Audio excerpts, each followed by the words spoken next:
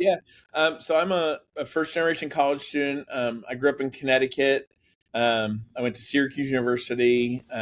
Didn't really know what I was doing. Ended up at a big place, and floundered a little bit until I found my way. I got 2 degrees from Syracuse, and then I got my PhD from Georgia. For most of my career before I got to Fairmont State, I was at James Madison University. I was there for 17 years. For 11 of those years, I was a faculty member and the director of debate. And then for the last 6 years I was there, I was the chief of staff. And then I moved over to Fairmont State July 1st of 2023 and starting month 15 now. So I said I'm Yeah. counting the months sort of like a newborn. Once I get to 24 months, I'll start counting in years. But for now, I'm going to keep counting in months because there's lots of new experiences still. Was there any point where you thought you might want to be university president, or was it just really the chief of staff role Yeah, that not pushed you? not really until sort of in the middle of the pandemic. And I was talking to a friend of mine who's a president at another school in Virginia, and he told me I should think about it. And I started thinking about it, and I said if I didn't get scared off of university administration during the COVID pandemic, then maybe it was the right call for me. Yeah, very cool. Very cool. With everything that's happening in the space and everything just becoming so much more competitive, and the fact that a Fairmont State is, it's not like you're just competing against like your other sort of regional comprehensives that you have there. And there's some great schools, or West Virginia, which is a great school, but it's like Yep. you're competing against community colleges, you're competing against um, out of state places, you're competing Yeah. against online, offerings that are Yep. sort of like free. How do you think about enrollment management in this like crazy, crazy landscape we find Yeah. I mean, ourselves in? and I think one of the competitors that you didn't talk about are the people who are saying don't go to college. Yeah, Right, completely. and that's one of the things we experience a lot in West Virginia. Only 44% of graduating high school seniors in 2023 went to college. And we've got to get that number up. And not, college isn't for everybody, but everybody should have the opportunity. And I think a lot of students don't think about going to college because they don't think they can afford it. Where at a Fairmont State, we're really affordable. I just went to this thing at the New York Times where they were talking about $400,000 educations, and I said, if you're an in-state student in West Virginia, you can go to Fairmont State for the rest of your life for $400,000. So we've got to start. That's honestly our biggest competition right now. But we also know that um, we're in an environment where student population has been shrinking for years, and I think for a long time, higher education, everybody set their number and hit it because we were Yeah. always having more college students. Everybody was going to college. It was the American dream. So WVU could be 28,000, Marshall could be 12,000, we could be 5,000, Glenville could be 3,000, and it didn't matter. We could all hit our number. And now that's just not the case anymore. And I think we actually in the early 2000s got lulled into a false sense of security where we always thought we could hit our number. And now it's really forcing us to react, and start to look at, non-traditional populations, students who are coming in and out of majors. We have to look at all of those sort of things in a way I don't think we had to before. Yeah. Yeah. And for you, how do you think about sort of positioning FSU, in this kind of Yeah, environment? Where do I you see think your strengths? I think at Fairmont State, one of the things I talk about a lot is there's a there's a college that used to exist in the 70s, 80s, and 90s that we all think about, the ones that are in movies, the vibrant campus. And I think the sweet spot for regional publics is we can build that again. Mm, I think what happens a lot of times is places our size try and be a mini version of WVU or a mini version of these big places. And I don't think that's who we're supposed to be. I think we're supposed to be something unique for those students, right? In my mind, we shouldn't be competing with WVU and Marshall for students, right? The competition actually should exist at the level of the size school we're at, as opposed to thinking about WVU as our competition. Now, we have to be better at talking to students about why what we're doing here is important, matters more, is going to be more successful for them.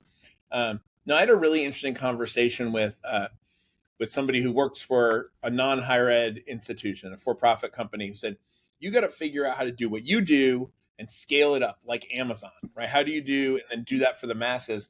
And I kind of chuckled and I was like, no, I was like, we're not, Bud Light. We're a craft brewery, right? And we got to Completely. build that for students who want that experience, right? And if I had to sell that to 40,000 students, like, University of Michigan or these big places, I'd worry about it. But I think I could sell that to 4,000 students a year who want that experience, and their parents and their grandparents who, when they walk across our campus, it looks like a campus they went to. Completely. That's really well said. I love that piece of it. We're not Bud Light. We're a craft Yeah. brewery. And Um, it's what's hip now, right? Artisan coffee shops, right? Small batch honey, all that kind of stuff. I was like, I want to be an artisan university, right? I want to be a university that feels different than the other places. yeah, that makes a ton of sense. How do you think about so the bigger institutions have competitive advantages when it comes to economies of scale. You all seem to be operating like really well, using your Yeah. cost very effectively. Your budget is still in the black. Like, you're doing all these sort of financial things while at the same time still producing really good outcomes. How do you balance those? Yeah. I mean, so I just finished. There's a book called Davids and Goliaths. It's a Malcolm Gladwell book, and in it he makes the argument that things that are often seen as weaknesses are actually our strengths.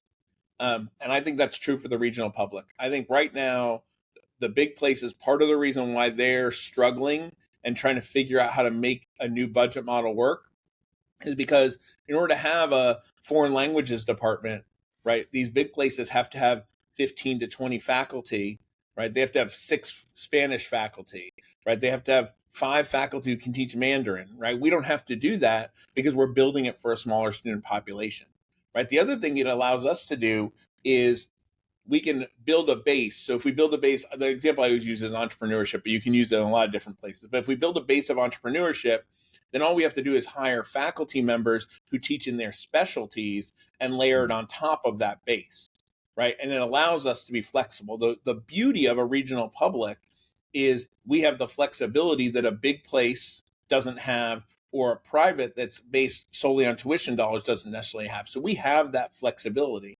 I wrote an op-ed a couple months ago where I made the argument, the privates had their time, the big publics had their time. I think the future of the next 10 to 15 years of higher education is going to be on the backs of regional publics because we have that government support. And then we also have the flexibility to react to market forces in a way that other universities don't. Completely. And you're educating a massive portion of the student population. Yeah, and Yeah, I and think that's the other thing that people don't understand. At that New York Times thing I went to, they talk a lot about Yale and Harvard and those sort of things. 70% of American college students are educated at public universities. So we spend so much time because Yale and Columbia and Harvard go and talk in front of Congress. We spend so much time talking about them and not talking about the people who are actually educating a majority of college students. what are some other aspects of like running a regional comprehensive that people don't necessarily understand or undervalue? Yeah, I mean, I think a big thing and something we didn't do well for a long time, I think, here at Fairmont State is being an anchor institution. I think that because WU is in our backyard, we don't think about the impact that Fairmont State has in this community and can have in this community, right? We've got lots of experts. We've got lots of space. We provide lots of resources to the community, and we have to do more of that. So I spend as much time off campus engaging people as I do on campus because if the city of Fairmont, Marion, and Harrison counties, and even the state of West Virginia are going to be successful, Fairmont State has to be successful, and vice versa, right? If we're going to attract students to Fairmont State, then we have to have a vibrant downtown. We have to have things for our students to do, and we have to be economically stable in the county and in the state. So I think that interplay between the institution and the external community is really important, and it's something that I think about every day, and I talk to the city manager frequently. I talk to our community organizations frequently because I know we have to all be in it together. Yeah, completely. Well, and it seems too that you've made a strategic decision to really focus on being an employer of choice, which like I Yeah. love as the lead domino, right? Because talent is just such an critical aspect, and it underscores every aspect of like delivering an amazing service, product, or Absolutely. whatever. Yeah. It seems that you've sort of really honed in and focused on that. Can you expand on that a little bit? Yeah, it's interesting. So I have a former student of mine who's interested in going into student affairs, from a former student of mine at JMU, who he was saying, well, it's all about the student experience. It's all about the student experience. And I was like, I don't disagree with that, but we can't provide a good student experience if we're not having a good experience for our employees, right? So our faculty and staff have to feel like this is a great place, because you've been around people who have low job satisfaction, right? They're not fun to be around. You aren't excited to go to work with them. You're not excited to partner with them. So I think our students feel that if that we don't have an environment where people at least enjoy coming to work, right, and are good at it and want to be engaged. So we have to do everything we can to make sure our employees are happy, because they're the real part that's going to lead to student retention and student engagement. I can't do all of it. My staff can't do all of it. We have to have every single person on campus doing that work, which means people have to feel good about what they're doing. Completely. And what are some of the other pillars of building this organizational culture, like a place Yeah, where, I think spending a lot of time on professional development. And I think people always worry, well, if we help somebody with professional development, they're going to leave. And that might be the case. But if we build a great place to work, then maybe they won't, right? But the goal has got to be upskilling the people who are here, right? Instead of, I think a lot of times people look to the outside, and we'll do some of that, right? We've hired some senior leaders from the outside, but I think we'll also, over the course of time, hire senior leaders from inside the university, that we've helped get those skills. So we work with national organizations to make sure the people who work for us, everybody who works for us, should have a chance to pursue professional development opportunities. So we increased, the benefit for our employees to finish their degree. So if we have employees on campus who want to get a bachelor's degree and don't have one yet, they can now take 2 classes a semester, where before they could take 1. Right. So that sort of change. And then once they get those degrees, how do we help them upskill every year? Right. We should always be looking for new ways to do our job, new ways to gain those skills for our employees. Yeah, definitely. And how do you bake that into the organizational culture and encourage people to do it, right? Because it's one thing to sort of say it, but how do you sort of ensure that your managers, your directors, all those people have some accountability in really sort of making that happen? Yeah, I mean, I think it's hard to love a place that doesn't love you back. And I think a lot of people who go to work don't feel that way, right? Don't feel like the place loves them. So one of the things I've said to the cabinet is, I'm not the only one who does this work, right? It's got to be every single person on campus. So I can say we're going to have a great organizational culture, but I'm going to be judged by the person on campus who is the worst at that, right? The person who doesn't believe in the organizational culture is the person those employees are going to say, if I say it's a great place to work, those are the employees that are going to roll their eyes, the ones who feel like their direct supervisor doesn't have their best interests at heart. And the truth is, I think a lot of times we think, well, we have to be hard on people because to get the best out of them. But I actually think you get the best out of them when you empower them to do great work, and you recognize that great work, and then ask them to give you feedback. So we reorganized our division of student success, and I had a general idea of the direction we wanted to go, but we surveyed everybody in that division. And then once we made the changes, I went around and personally met with 26 different individuals whose either their reporting structure changed or the people that reported to them changed. Right? I spent 26 hours meeting with people from across the university, and people say, "Well, that's a lot of time." And I was like, "Right, but that's the actual really valuable time, right? The relationship piece. Somebody else can construct the org chart, somebody else can do the messaging. It's that individual touch points with employees that let them know what they're doing is valuable and let them know their voice has been heard. They won't always get what they want, but you always feel like they've been listened to." Yeah, that is so critical, and also really good for building the trust, the empathy, all those other sort of pieces that connect to what you're talking about in terms of lead organizations before. How where are you guys at in the strategic visioning process? Because I know there's all these sort of sequences of visioning and planning, and then you get down to the sort of tactics. Where do you all sort of sit with that right now? Yeah, so we spent all of last year doing what I was just talking about, gathering information from people, seeing what they felt about campus. We did a survey, and then we did individual listening sessions with each of our units on campus, then each of our divisions, then external constituents. We're finishing up with students, and then we'll do a university-wide meeting. And the idea is to come up with a new vision statement that really captures who we are. The great place to learn, work, and to call home came primarily from things I was already saying. My communication team listened to a bunch of things I was saying and pulled that out of there. But what that means is different to every person, which means we really have to listen as we construct this strategic vision about where people see those different building blocks going into place. And then we'll move on to the implementation stage. So once we have some markers of things we're aiming for, right? It's not enough to have that, then you have to have a plan to do it. And I think that's always the hardest part, right? We can all sort of agree that we want to be a great place to work, but what does that mean, right? What does that mean? What are we going to commit to, right? Every employer says we're a great place to work, right? But what does that actually mean when it comes down to it? And it's everything. It's small things to big things, so it's compensation for sure, right? We've got a compensation advisory group, but I've said all the time, people don't leave jobs because of money.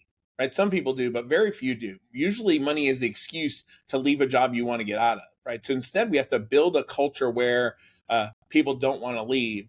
And then we find a way to pay them a fair wage, an equitable wage. But we've got to build in all those other pieces. So we've done things like free gym memberships for our employees and their families. We're not charging for parking anymore. And things like that we built. Yeah. We built those back up so people feel, and those were not high dollar items. They brought in money to the university, but not in a way that was significantly changing our bottom line. But for the employees that get those benefits, it changes entirely. I got a standing ovation at the opening faculty and staff meeting because of parking, because we gave away free parking. I also announced that next year we're going to give everybody a 3% raise. So everybody's raise is more than they were paying for parking, but it's the symbolic piece of people have said they don't want to pay to park where they work, and we listened, and that's a big piece of that. It makes a huge difference. And that's I love the way you rephrased that in terms of the bottom line versus like the sort of felt sense of what it is for your employees. How do you think about when you're in this sort of like phase of taking strategic plans and then turning them to really sort of actionable, things that have accountability? How do you think about closing the gap between the two?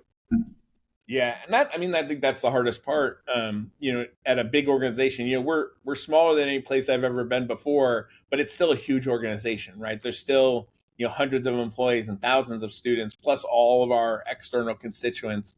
And I think that's the hard part. And I think, that's the skill set I think I have when it comes to being a president, is seeing what are those connection points, right? What are the things that really matter to this group that this other group might not care as much about, so they can give a little bit on. And I think it's that interplay that's the really sensitive part of being a president, right? And the part you really have to pay attention to, because it would be really easy to come in and say, here's what we're doing, right? But if that makes a lot of work for our folks in facilities and they don't get the resources they need to do it, now I've got employees over there who don't feel appreciated, right? And vice versa. If I say, well, we're not going to do that because that would put too much emphasis on what facilities has to do, then it does the same thing, right? It means that the rest of the campus isn't getting what they need. So it's that constant balancing act.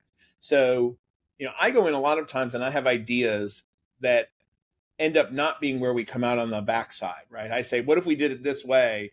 And then hopefully people feel empowered to say, well, I see what you're trying to get to, but there's a better way to do it. And I think, it's one of the things I had to adjust to. When you're a chief of staff, almost everything you do is relationship based. You have very little actual power, right? So almost everything is, how do I negotiate with someone to get what I need or to help somebody else get what they need? As president, if I walk into the room and I say, hey, we should do it this way, too often people are saying, okay, we'll do it the way you want to do it. And I have to say, that's not what I'm saying. I have an idea. This idea might not work. Right? Help me get to a better version of this idea that I came up with while, I was pulling weeds in the garden. Right? Help me come up with a better idea of this thing that I just threw out there, instead of just rushing headlong because I said something. Right? And that's the thing I think I've realized I've got to be careful about. So I now have to start by saying, I think I've got a terrible idea. Help me figure out how to make it better. That's a great reframe, right? I think I have a terrible idea. Help me make it better, versus like, here's the thing that we're going to do. Yeah. So I Absolutely. love that. I love that for the people that are working with you. I was told to ask you about the trash bag story. Can Oh you yeah. share the the Yeah. significance behind that? Yeah. So, as a cost cutting measure years ago, they got rid of trash removal and trash bags in people's offices. And this is a really good example because I've realized that I don't always see everything, so I really have to listen. I'd been here for 2.5 months and didn't know that people didn't have their trash removed because as the president, I had my trash removed every day. And my administrative assistant started about 2.5 months in, and she said, "Well, I have to go get some trash bags."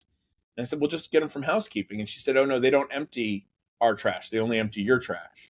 So then I started to talk to people about it, and it was a sore point for people. They were having to buy their own trash bags and haul out their own trash at the end of the day. And again, that was a pretty small expense. So my CFO at the time brought it to me and said, "We could do this. We could give people back their trash bags, and it's a relatively small expense. If you want to do it." She said she thought it would be a good morale booster. So we went in that direction, and it has been. And it's funny because some people didn't care about it at all. Right. And that's the other thing is, we didn't just give them trash bags. So in the same announcement, we did trash bags, gym memberships, and then we got everybody on campus, faculty, staff, and students memberships to the New York Times. That's And huge. in that announcement, everybody's favorite thing was a different one, right? So, or a different combination of them. And I think that's it, is how do we listen? And the gym membership is actually my favorite story because my very first day on the job, I did a tour with Spencer Flanagan, who runs our Falcon Center, Hmm. runs our campus recreation center. And I had come from a place where you didn't have to pay to use the recreation facilities if you're a faculty or staff. And I said, "I'd really like to get to that." And he said, "Well, we got to make $30,000 more next year in order to get to the point where we don't have to charge faculty and staff because of our bond." And he said, "I think I can get there." So they did more birthday parties. They did some other advertisements to get the community into the facility. And he came to me in March, right when we were about to announce trash bags, and said, "I'm 2/3 of the way there. I think by July 1st, we'll be all the way there." And I said, "Let's just say you're all the way there. If you fall short, we'll help you cover the shortfall," which, by the way, he didn't fall short. But that was an instance where I wanted to do something, and we couldn't afford to just say we're not going to collect that $30,000 because of our bond requirement. But Spencer and his staff took that on as a challenge and were able to do it, right? And they figured out how to do that without any cost to the university, which is amazing, right? And then we were able to announce all three of those things at once. Yeah, that's the big win right there. That's awesome. Yeah. So we spent What? less than $20,000 of university funds to do the New York Times, trash bags, and gym memberships. And I think they've gone a long way to improving morale on campus. That's incredible. When you're looking at the landscape, what gets you really excited, right? It's such a crazy time right now. I feel like there's a lot of leaders that are out there that are just have a little bit of that sort of that fear, uncertainty, doubt. Where do you get personally excited? Yeah, I have no fear, which I think helps. I know we can do this. And I think even if we aim for 5,000 students and we fall short and we end up with 4,000, we're in a much better place than most universities. Completely. But I think that part of the reason I have no fear is because I'm surrounded by people who are willing to put everything on the table. So I think there's not a story like I read a lot of success stories of higher education institutions, and there's not a single one where it was let's cut, let's save as much money as we can. That's never the story that's successful, right? You can't cut your way to prosperity. You can invest strategically, and that's what we're going to do, right? We're going to find ways to find those pieces around the edges. And I have a lot of ideas that a lot of times I think no one else has ever done them, or some people have done them in certain ways, and I want other people to come with those ideas, right? How do we do something we've never thought of before, or we've never at least thought of here before? Because we're at a key moment right now. And the next 10 years are critical for higher education. And the universities that don't adapt, that just try and do a smaller version of what they're doing or smaller version of what the big guys are doing, I think are going to fail, right? So we're going to have lots of programs where people say, "I've never seen that at a university before." And I'm great. I'm okay with that. That's what I want us to be. That's where I want us to be. I think we've got that flexibility built in. And I think I'm surrounded by great people who are up to the challenge. So that excites me. Yeah. That's incredible. I think that's a great place to end it. Thanks so much for your time, Mike. This has been great. Of course, my pleasure. Yeah. Just gonna hit stop.